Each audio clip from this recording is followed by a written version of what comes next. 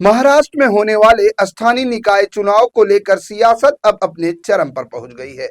वहीं सभी की निगाहें बीएमसी चुनाव पर है, जिसकी तारीखों का ऐलान दिसंबर के महीने में हो सकता है।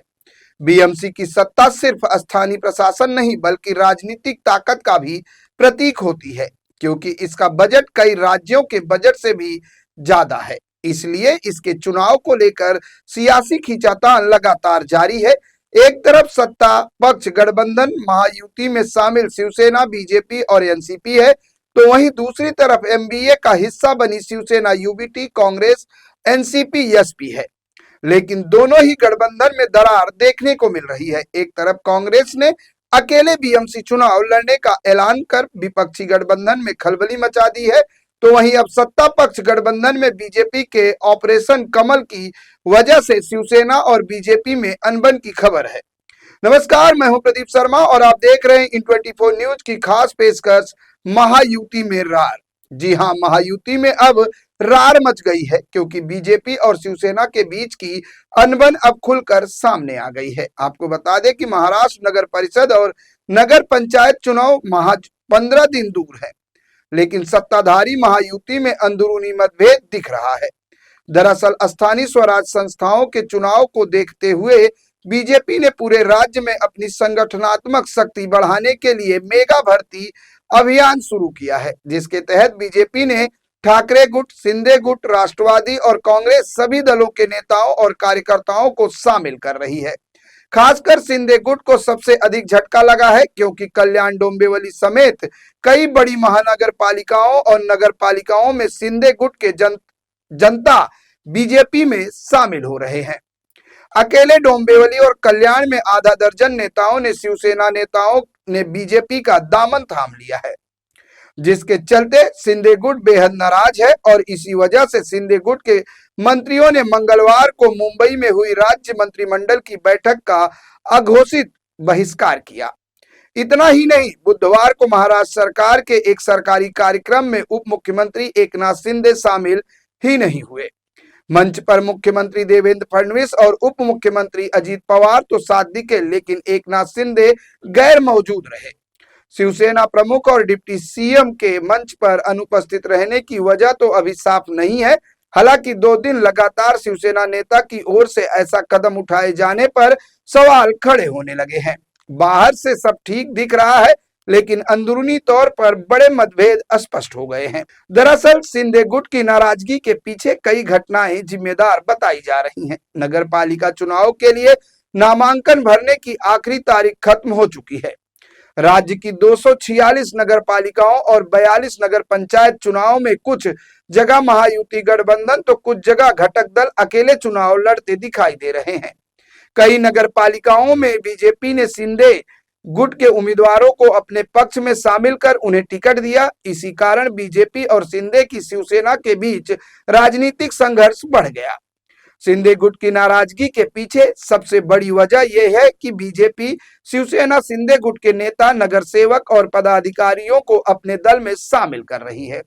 इसके अलावा विधानसभा चुनाव में जिनके खिलाफ शिवसेना ने चुनाव लड़ा था, उन्हीं उम्मीदवारों को अब बीजेपी में शामिल किया जा रहा है। शिंदे गुट के कई नेताओं और पालक मंत्रियों को भरोसे में लिए बिना निर्णय किए जा रहे हैं और फंड भी सीधे अन्य लोगों को दिया जा रहा है। स्थानीय स्वराज्य संस्थाओं के चुनाव में बीजेपी गठबंधन के नियमों का पालन नहीं कर रही है। वही विकास कार्यों के लिए फंड प्राप्त करने में भी शिवसेना और शिंदे गुट के मंत्रियों को भारी मुश्किलों का सामना करना पड़ रहा है।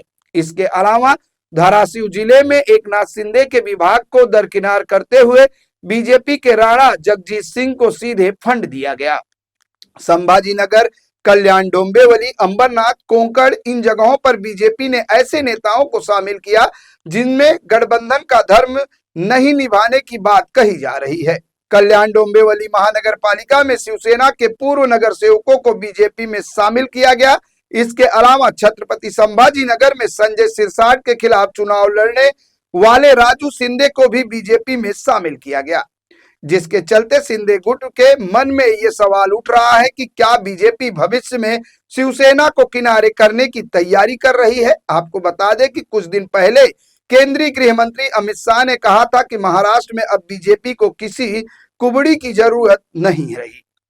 इस बयान और 100% बीजेपी की रणनीति के संकेत के बाद से शिंदे की शिवसेना में भारी बेचैनी पैदा हो गई है। इतना ही नहीं, ठाणे शहर में जिस तरह से बीजेपी के नेता और वन मंत्री गणेश नाइक जनता दरबार लगा रहे हैं, उसको लेकर भी शिवसेना में भारी नाराजगी है। इतना ही नहीं, राज्य के वन मंत्री गणेश नाइक द्वारा आयोजित जनता दरबार को चुनौती देने वाली पीआईएल बॉम्बे हाई कोर्ट में दाखिल की गई है, जिस पर मंगलवार को सुनवाई हुई। हालांकि हाई कोर्ट ने आश्चर्य व्यक्त किया है और कहा कि चुनावी प्रतिनिधियों को जनता दरबार न करने का आदेश नहीं दे सकती। अदालत ने कहा कि इसके बजाय याचिकाकर्ता को स्वयं दरबार में जाकर मंत्री को इसे बंद करने के लिए कह सकते हैं। आपको बता दें कि मुख्य न्यायाधीश श्री चंद्रशेखर और न्यायमूर्ति गौतम की खंडपीठ ने शिवसेना के जिला अध्यक्ष किशोर पाटकर की याचिका पर सुनवाई कर रही थी। अदालत ने कहा कि हम कैसे अधिकारियों से कह सकते हैं कि वो जनता दरबार में न जाएं। दरअसल याचिका में आरोप लगाया गया कि नाइक के जनता दरबार में नवी मुंबई महानगर पालिका और सिडको के अधिकारी शामिल हो रहे हैं, जिससे उनके नियमित कार्य प्रभावित होते हैं। पाटकर ने ये भी मांग की थी कि जनता दरबार में अधिकारियों का समय अनुपस्थिति माना जाए और वेतन कटौती हो।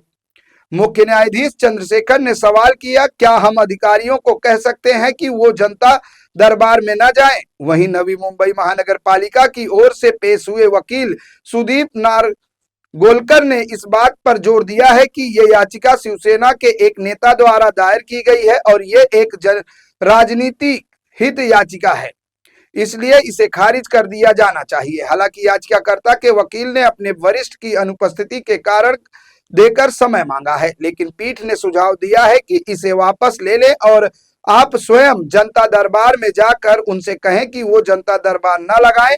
हालांकि याचिकाकर्ता के वकील के अनुरोध के बाद अदालत ने याचिका पर सुनवाई 2 सप्ताह के लिए स्थगित कर दी है। कुल मिलाकर ये विवाद ठाणे नवी मुंबई क्षेत्र में महायुति सहयोगी शिवसेना शिंदे गुट और भाजपा के बीच बढ़ते तनाव को दर्शाता है।